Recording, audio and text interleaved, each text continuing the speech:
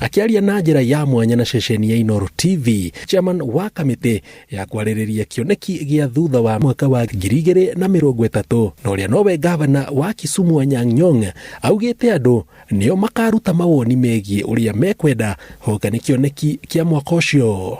Let us be clear on where we are going. Somebody who knows where he is going cannot get lost.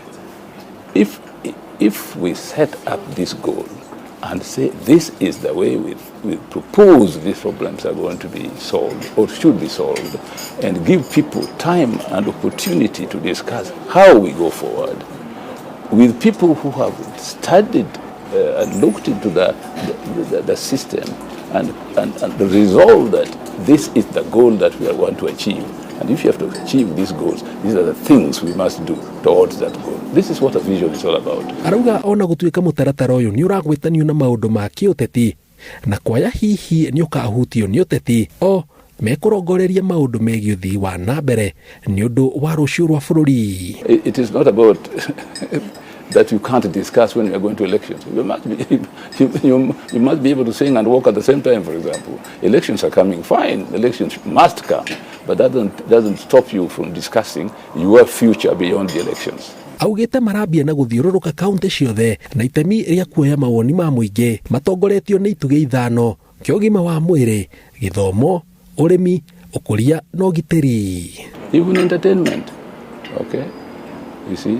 So that when you have these pillars clear, then you say, at this point in time, how much has the country achieved in the health sector, in the infrastructure sector, okay?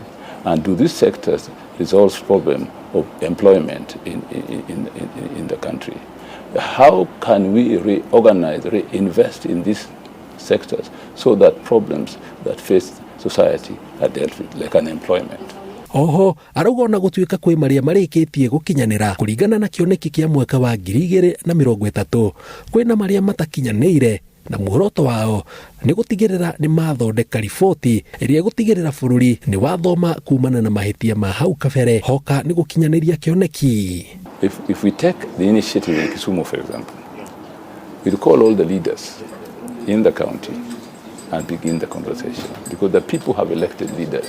MCAs, MPs, senators, and so on, and leaders of the social sectors, okay?